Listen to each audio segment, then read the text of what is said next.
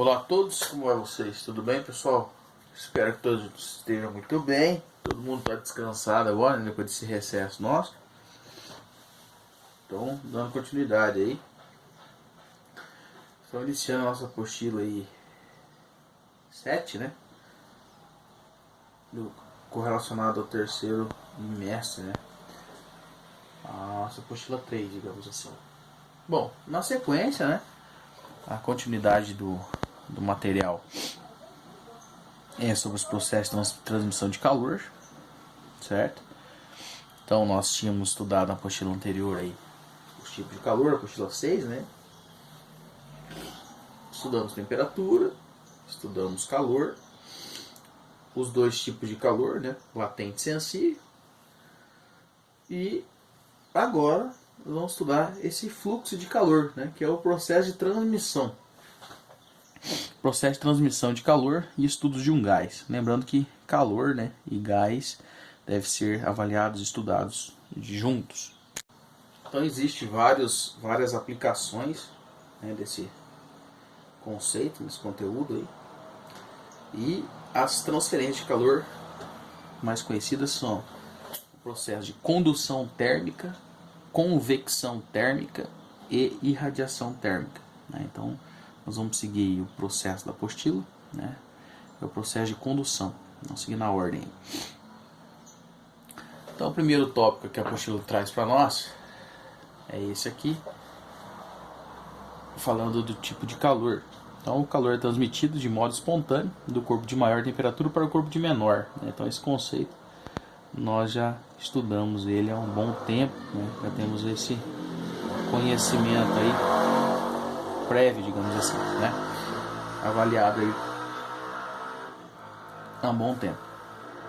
Então, como o professor comentou, né, o calor pode ser transmitido por 3 processos diferentes: condução, convecção e irradiação, né? O professor nessa aula vai falar para vocês um pouquinho de cada um, né? Aqui tem um exemplo de uma churrasqueira, alguns alimentos aí na churrasqueira, com o intuito de serem assados pelo processo de condução e convecção.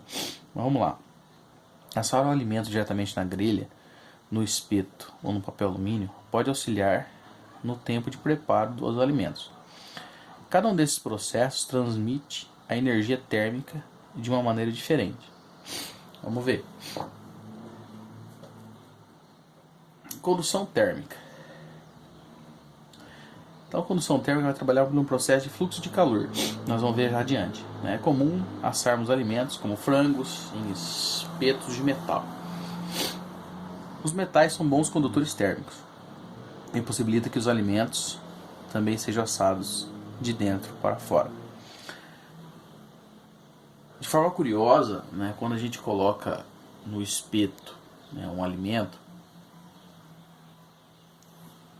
a transferência de calor do corpo de maior para o corpo de menor faz com que esse alimento ele chegue no estágio de equilíbrio térmico, né, como a gente já estudou em outros momentos.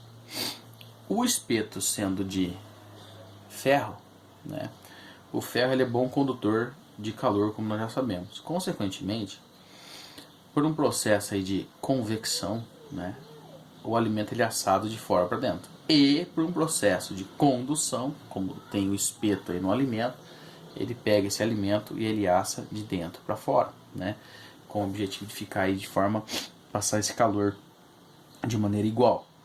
O aquecimento do espeto ocorre pelo processo denominado condução térmica. Esse fenômeno pode ocorrer em sólidos e líquidos, mas é predominante presente nos meios sólidos. Isso porque a transferência de calor é realizada de uma partícula para outra, com a resolução e agitação das colisões moleculares, sem que ocorra o transporte de matéria. Nos sólidos, como as partículas estão mais próximas, o fluxo de calor é facilitado. Bom, vamos lá. Fluxo de calor. Fluxo de calor é como se fosse o caminho, né, percorrido, aí pelas moléculas. Então vamos lá. Diz assim: o fluxo de calor é uma grandeza vinculada à transferência de calor através de uma região. É o equivalente para o calor ao fluxo de água em uma torneira. Podemos fazer várias comparações nesse sentido. o fluido e o volume de água que atravessa uma superfície em determinado intervalo de tempo. O fluxo de calor é a quantidade de calor transferida através de uma superfície em determinado intervalo de tempo.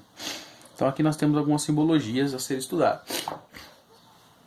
Assim define-se fluxo de calor como a razão, né, a divisão entre a quantidade de calor transportada de um meio material através de uma secção transversal reta em um respectivo intervalo de tempo. Então, tomar muito cuidado com essa citação aqui, né? Essa letra grega é chamada de φ, tá? Chama-se φ. Então, φ é a quantidade de calor dividido pela variação do tempo.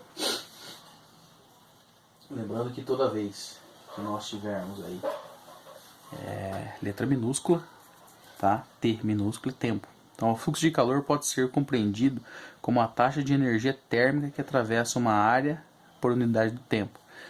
Então, o que é isso? Nós vamos pegar a quantidade de fluxo de calor, ou seja, todas as moléculas, né, numa mesma direção, né, no menor intervalo de tempo, passando por uma área, né, uma secção transversal aí. Bom, a letra grega, né, chamada de φ, representa o fluxo de calor medido em watts, que é a quantidade de calor no intervalo de tempo. Então, medida em watts. Vamos falar em fluxo de calor. O processo de transferência de calor de condução, como o próprio nome diz, é conduzir, né? Conduzir nada mais é do que direcionar, né? Levar esse corpo no mesmo sentido, tá? Então esse fluxo de calor faz com que os corpos eles se deslocam tendo contato, né? Você vai ter contato. Então um exemplo aí clássico, né? Você está fazendo uma panela de brigadeiro e coloca uma colher na borda dessa panela e consequentemente essa colher vai se aquecer. A partir do momento que ela aquecer, ela vai transferir calor, né? Passar da chama para o alumínio, se for de alumínio, né? E depois para a colher, tentando chegar no equilíbrio térmico. Por essa razão, existe o fluxo de calor, que passa do corpo de maior para o corpo de menor.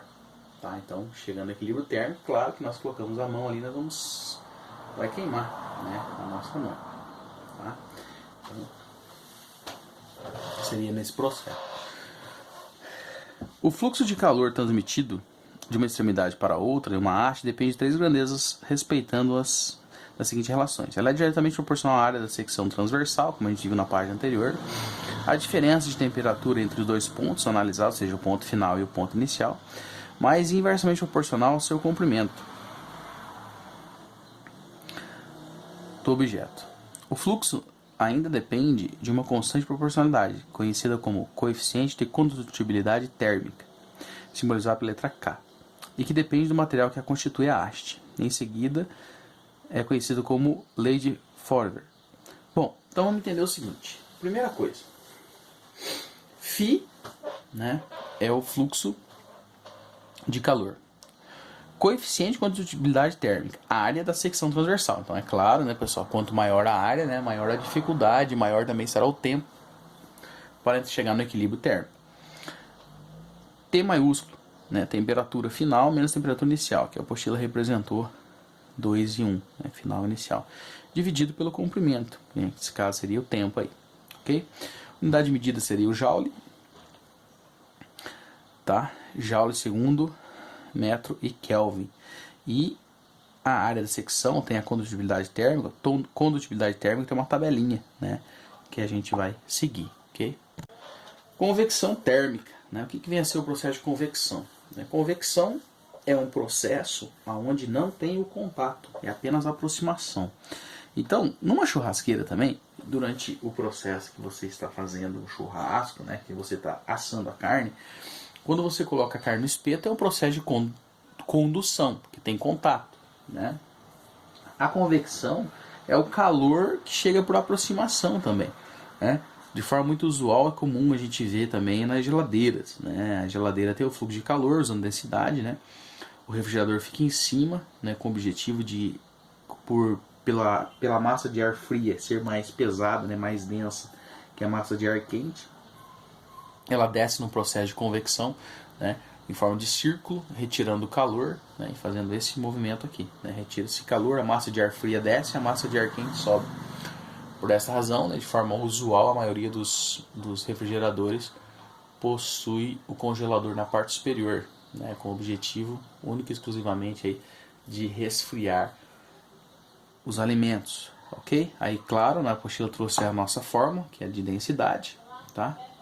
Rho é massa sobre volume, utilizado em química também, tá? Também traz o ar-condicionado, mostrando que o ar-condicionado ele é posicionado na parte superior, né? Porque na parte inferior acontece a retirada de calor da massa de ar quente, beleza? Na página 9, nossa apostila traz uma representação, né, esquemática, aí, um desenho representativo, né, bem interessante. Então, eu tenho um fluxo normal e tenho uma inversão. O que que isso acontece? Então, aqui eu tenho durante o dia, tá? E durante a noite. Então, alguns processos aqui de dia e à noite. Massa de ar frio sobe, massa de ar frio, massa de ar quente. Então, como o próprio nome diz, a massa de ar quente aí, ela vai descer, a massa de ar frio vai subir. Esse processo acontece também de dia. Então aqui à noite, né, massa de ar frio sobe, massa de ar quente desce. E de dia, massa de ar frio desce. Aí nós temos a massa de ar quente e a massa de ar frio. Um exemplo bem prático disso aqui, um exemplo bem prático que acontece nas praias, né? Na praia, durante o dia, na areia é muito quente. E a água é muito fria, né? À noite acontece a inversão. Por que que isso acontece de dia? Porque o sol, né, ele irradia luz, né? E consequentemente a areia absorve esse calor. Então a areia fica quente e a água fica fria. À noite, quando o sol se põe, essa massa de ar quente que estaria na areia, ela sobe e a massa de ar fria desce. Consequentemente, acontecendo a inversão térmica, por essa razão que à noite na areia da praia é gelada e a água é mais quente, por esse motivo. Aí chegamos ao último processo, né, conhecido como processo de irradiação. Lembrando que o professor está fazendo apenas um lembrete, né, uma introdução. Nós vamos aprofundar nas lives essas explicações. Então o processo de irradiação, ele funciona da seguinte forma: quando vocês colocam um papel alumínio, né, num alimento, embora o papel alumínio tenha contato, o processo de radiação é como se fosse um reflexo, ou seja, o papel alumínio, quando ele absorve na parte fosca os raios de luz, né, e consequentemente ele reflete no alimento. Então o processo de radiação, também conhecido como ultravermelho, né, quando você está estudando aí calor, fluxo de calor proveniente do sol, raios ultravioleta, né? Então absorve nos corpos. Então o processo aí de irradiação vem de irradiar, né? Refletir, tá bom? Então tomar um pouco de cuidado aí para não confundir convecção com irradiação, tá? Convecção não vai ter contato, a irradiação tem um meio, né? Um papel alumínio, algo para refletir, ok? Então na próxima aula a gente faz as lives, né, com vocês e resolve os exercícios, beleza, galera? Forte abraço aí, faça uma leitura, né, detalhada aí dos conteúdos que foram introduzidos na nossa apostila. Valeu, forte abraço aí, até a próxima, tchau, tchau.